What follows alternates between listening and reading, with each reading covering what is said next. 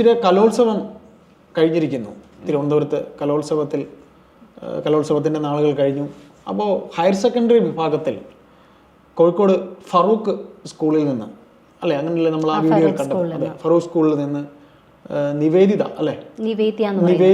എന്നൊരു പെൺകുട്ടി ഒരു മോണോ ആക്ട് നടത്തി. അത് നവീൻ ബാബു എന്ന ആ ഉദ്യോഗസ്ഥന്റെ മരണമാണ് ആ കുട്ടി സബ്ജക്റ്റായി എടുത്തത്. ആ കുട്ടിക്ക് എ ഗ്രേഡ്, അതെ, സെലക്ടഡ് സബ്ജക്റ്റ്. ആ കുട്ടിക്ക് എ ഗ്രേഡ് ഉണ്ട്. നല്ല പെർഫോമൻസ് ആയിരുന്നു.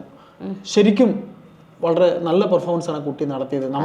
നമ്മുടെ മനസ്സിലുണ്ടായ ആ ചോദ്യങ്ങൾ, സാധാരണക്കാരുടെ മനസ്സിലുണ്ടായ ചോദ്യങ്ങൾ, അത് വളരെ പെർഫെക്റ്റ് ആയിട്ട് ആ മരണപ്പെട്ട മനുഷ്യന്റെ മകൾ ചോദിക്കുന്ന ഒരു വേദിയിൽ തന്നെ മരണപ്പെട്ട മനുഷ്യന്റെ മകൾ ചോദിക്കുന്നതായിട്ടും ഭാര്യയുടെ ഭാഗമായിട്ടും മോണോ ആക്ട് ആണ് ചെയ്തത്.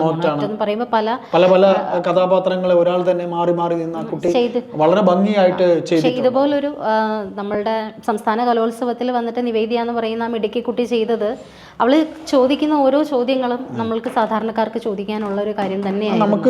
ഒരുപാട് നമ്മുടെ മനസ്സിലേക്ക് ഇടിച്ചു കയറിയ ഒരു കാര്യമായിരുന്നു. ആ വീഡിയോ നമ്മൾ കണ്ടിരുന്നു. നിവേദ്യ വന്നിട്ട് ഫറൂഖ് സ്കൂളിലെ ഹയർ സെക്കൻഡറി വിദ്യാർത്ഥിയാണ്. ആത്മഹത്യയല്ല എന്ന് ഊന്നി പറഞ്ഞുകൊണ്ടിട്ട് എൻ്റെ അച്ഛൻ ആത്മഹത്യ ചെയ്യില്ല എന്ന് നവീൻ ബാബുവിൻ്റെ മകൾ പറയുന്നതായിട്ട് നിവേദ്യ നല്ല വൃത്തിയായിട്ട് നല്ല ഭംഗിയായിട്ട് ആ കുട്ടി ചെയ്തിട്ടുണ്ട്. അതിൻ്റെ ഒരു ചെറിയ ക്ലിപ്പിംഗ് നമുക്കൊന്ന് കേട്ടു നോക്കാം. ഞാൻ ഫാറൂഖ് ഹയർ സെക്കൻഡറി സ്കൂളിൽ പഠിക്കുകയാണ്. ഞാൻ കോഴിക്കോട്ടുകാരിയാണ്. ഞാൻ ഇവിടെ ഹയർ സെക്കൻഡറി വിഭാഗം മോണാക്ടില് നവീൻ ബാബു എന്ന വിഷയമാണ് ചെയ്തിരിക്കുന്നത്. പ്രസ്ഥാനത്തിന് വേണ്ടി ജീവത്യാഗം ചെയ്ത 1000 രക്തസാക്ഷികളുടെ ആത്മാക്കൾ ഉറങ്ങുന്ന മണ്ണാണിത്. ഇനിയും ശാപവാക്കുകൾ ഏറ്റുവാങ്ങാൻ ഈ നാടിനാവില്ല കുട്ടി. എങ്കിൽ പറ, എന്റെ അച്ഛനെ കൊന്നാരാ? കൊന്നതല്ലോ മോളെ, അച്ഛൻ ആത്മഹത്യ ചെയ്തല്ലേ? ഇല്ല, അവളുടെ അച്ഛൻ ഒരിക്കലും ഒരു ആത്മഹത്യ ചെയ്യില്ല. കൊന്നതാ, കൊന്നു കെട്ടി തൂക്കിയതാ. അത് നമുക്ക് എങ്ങനെ ഉറപ്പിച്ച് പറയാൻ കഴിയും? എനിക്ക് കഴിയും. കാരണം എന്റെ ഭർത്താവ് കാറാകളഞ്ഞൊരു കമ്മ്യൂണിസ്റ്റാ. അതുകൊണ്ടാ ഞാൻ പറയുന്നത്, ഇപ്പോൾ നമ്മളെല്ലാവരും ആത്മസംയമനം പാലിച്ചേ പറ്റൂ. കഴിയില്ല. ഓഫീസിലെ ഓരോ ഫയലുകളും മറിക്കുമ്പോൾ ഞങ്ങളുടെ കൂടെ പിറപ്പ് ഞങ്ങളെ ദയനീയമായി തുറിച്ചു നോക്കുക. ഇപ്പോൾ നമ്മളെല്ലാവരും ആത്മസംയമനം പാലിച്ചേ പറ്റൂ. ആർക്ക് വേണ്ടി എന്ന് കൂടി പറ. നമ്മുടെ പ്രസ്ഥാനത്തിന് വേണ്ടി. കഴിയില്ല. എല്ലാവരും മിണ്ടാതിരിക്കുക. ഞാൻ ഈ വിഷയം സെലക്ട് ചെയ്യാൻ കാരണം എന്റെ സാറാണ്. ഈ കുട്ടിയുടെ ചെറിയൊരു ക്ലിപ്പിംഗ് ആണ് നമ്മളിപ്പോൾ ഇത് കണ്ടത്. അതിൽ കൃത്യമായും പറയുന്നു, അവള് കൃത്യമായും ഊന്നി തന്നെ പറയുന്നു, അതൊരു ആത്മഹത്യയല്ല, കൊലപാതകമാണ് എന്ന്. കോഴിക്കോടുകാരി കുട്ടിയാണ്. അപ്പോൾ ഇതുപോലൊരു സബ്ജക്റ്റ് അവിടെ കൊണ്ടുവന്ന ആ കുട്ടിക്ക് ഹൃദയം നിറഞ്ഞ അഭിനന്ദനങ്ങൾ ആദ്യം തന്നെ പറയുകയാണ്. ഇപ്പോൾ ചേട്ടൻ ഇത് കണ്ടപ്പോൾ എന്താണ് തോന്നിയത്? എനിക്ക് തോന്നിയത്, ഈ യഥാർത്ഥ കമ്മ്യൂണിസ്റ്റുകാരെ നമ്മൾ കളിയാക്കി പറയുമ്പോൾ യഥാർത്ഥ കമ്മ്യൂണിസ്റ്റുകാർ അന്തം കമ്മി എന്നൊക്കെ പറഞ്ഞ് കളിയിൽ പറയുന്നെങ്കിലും, യഥാർത്ഥ കമ്മ്യൂണിസ്റ്റുകാരൻ ഈ കുട്ടി പറഞ്ഞതുപോലെ എൻ്റെ അച്ഛൻ ഒരു പച്ചയായ കമ്മ്യൂണിസ്റ്റ് എന്ന് പറയുന്ന പോലെ ഇന്നത്തെ കമ്മ്യൂണിസ്റ്റുകാരിൽ ആരും തന്നെ അങ്ങനെയുള്ളവരുണ്ടാകില്ല. കാര്യം അന്തം കമ്മി എന്ന് നമ്മൾ ഒരു ഇപ്പോഴത്തെ സൈബർ ലോകം പറയുന്നത് പോലെ ഒരു യഥാർത്ഥ കമ്മ്യൂണിസ്റ്റുകാരന് ഇതാണ് ശരിക്കുള്ള ഒരു അവസ്ഥ എന്നതിൻ്റെ ഉദാഹരണമാണ് ഈ കാലഘട്ടത്തിൽ.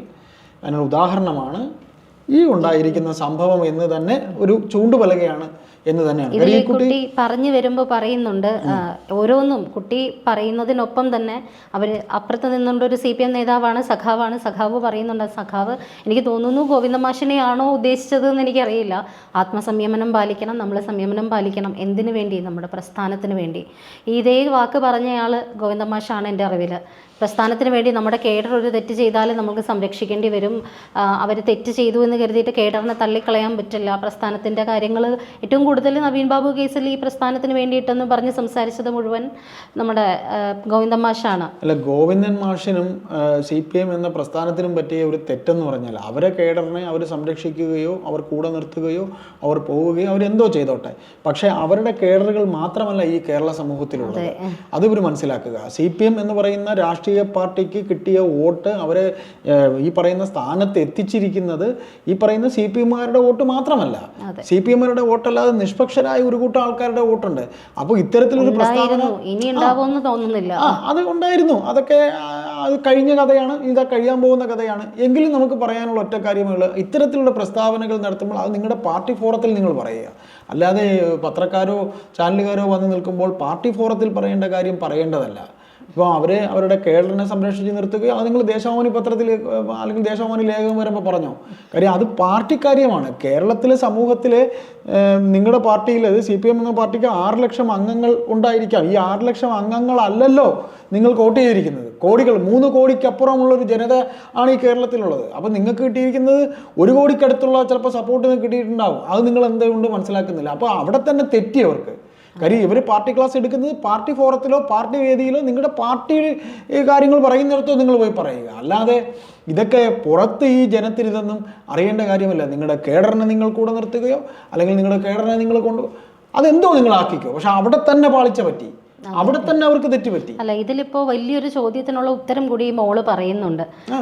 അതിലൂടെ ചോദിക്കുന്നുണ്ട്, ഈ എന്തുകൊണ്ട് അന്വേഷണം വരുന്നില്ല എന്നുള്ളതാണ് നമ്മുടെ ചോദ്യം. CBI അന്വേഷണം എന്തുകൊണ്ട് വേണ്ട?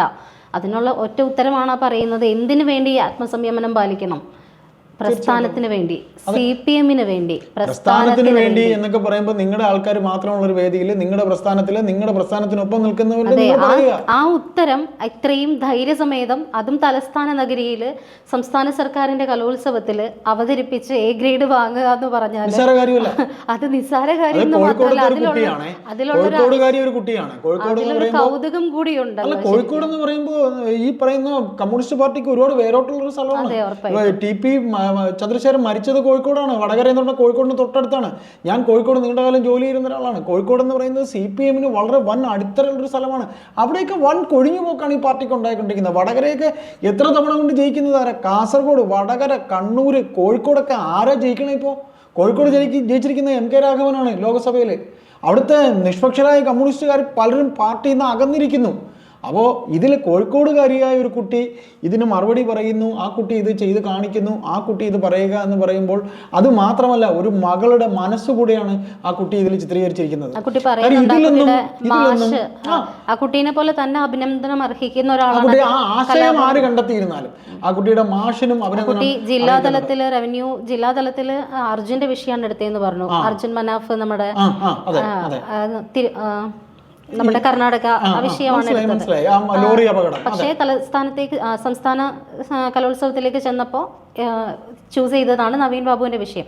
നവീൻ ബാബുവിന്റെ വിഷയം ആ കുട്ടിയുടെ ഹൃദയത്തെ സ്പർശിച്ചത് കൊണ്ട് തന്നെയാണ് മാഷ് ഇങ്ങനെ ഒരു സബ്ജക്ട് പറഞ്ഞപ്പോൾ അവള് സമ്മതിച്ചതെന്നും ആ കുട്ടി പറയുന്നുണ്ട്. അല്ല, അതിൽ നമ്മൾ മനസ്സിലാക്കേണ്ട സംഗതി ഒരു മകളുടെ വിഹുലതയാണ്. ഈ മകളുടെ വിഹുലത എന്ന് പറയുന്നത്, അതായത് പെൺമക്കളുള്ള അച്ഛനും അമ്മയ്ക്കും അല്ലെങ്കിൽ മാതാപിതാക്കൾക്കറിയാം, ആൺമക്കളായിരുന്നാലും മക്കളുടെ വിഹുലത എന്ന് പറയുന്നത് ആത്മാർത്ഥ സ്നേഹമുള്ള മക്കളുടെ വിഹുലത വലുത് തന്നെയാണ്. പിന്നെ നാം ഇവിടെ കണ്ട നിരവധി കേസുകളിൽ നമ്മുടെ സാറ് തന്നെ നിരവധി കേസുകൾ നമ്മളോട് പറയും. അനഘ എന്ന പെൺകുട്ടിയുടെ ഇപ്പോൾ അടുത്തിടെ വന്ന പല കാര്യങ്ങളിൽ പെൺകുട്ടികളുമായി ബന്ധപ്പെട്ടുള്ള പല കേസുകൾ തന്നെ ഉണ്ടായിട്ടുണ്ട്. അതിപ്പോൾ പറയാനാണെങ്കിൽ കവിയൂർ അല്ലാതെ തന്നെ വേറെയും ഈ സമകാലികമായിട്ട് ഇപ്പോൾ വന്നത് വരെ സൂര്യനെല്ലി മുതൽ ഇങ്ങോട്ടെടുത്ത് നിരവധി കേസുകളുണ്ട്. അപ്പോൾ അതിലൊക്കെ തന്നെ ഈ സർക്കാരിന് ഒരു കുലുക്കവും ഉണ്ടായിട്ടില്ല. അതായത് ഈ വാളയാറിലെ ഒരു പെൺകുട്ടിയുടെ മരണം, അതൊരു പിന്നെ CPM നേതാവ്, ഒരു ചെറുപ്പക്കാരനായ ഒരു DYFI നേതാവ് എങ്ങാണ്ട് അതിൽ പ്രതിയാണ്. ആ കേസ് എന്തായി?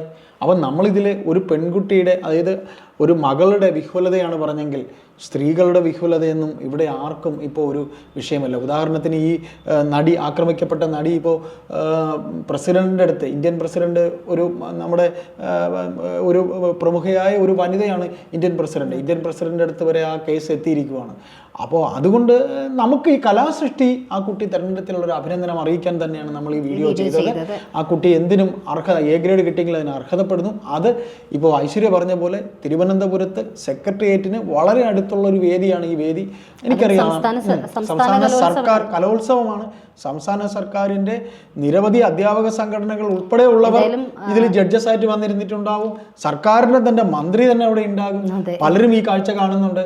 അപ്പോൾ ഇതെല്ലാം ഈ സമൂഹത്തിന് ഇടവിട്ട് ഇപ്പം നമ്മൾ വീഡിയോയിലൂടെ ഓർമ്മിപ്പിക്കുന്ന പോലെ ഇതൊരു തീരാത്ത കളങ്കമായിരിക്കും എന്ന് തന്നെയാണ് ഈ സർക്കാർ മകളെ കൊണ്ട് പറ്റുന്നത് അവളും കാണിച്ചു. ഒരു ഓർമ്മപ്പെടുത്തൽ അവളും ഒരു ഓർമ്മപ്പെടുത്തൽ നടത്തി. ഞങ്ങളുടെ ഒരുപാട് ആ സ്നേഹം. കുട്ടിക്ക് എല്ലാ സ്നേഹവും ആശംസയും. കാര്യം എ ഗ്രേഡ് കിട്ടിയത് 1ാം റാങ്കിന് 1ാം സമ്മാനത്തിന് അല്ലെ 1ാം സമ്മാനത്തിന്. അതെ, എ ഗ്രേഡ് വളരെ വിലയുള്ളത്. അത് വിലയുള്ളത് തന്നെയാണ്. അവിടെ നമുക്ക് എ ഗ്രേഡ് കിട്ടുക എന്ന് പറയുന്നത്. എന്തായാലും വളരെ അഭിനന്ദനങ്ങൾ നമ്മുടെ ഭാഗത്തു നിന്ന് കൂടെ ആ കുട്ടിക്ക് നേരുന്നു.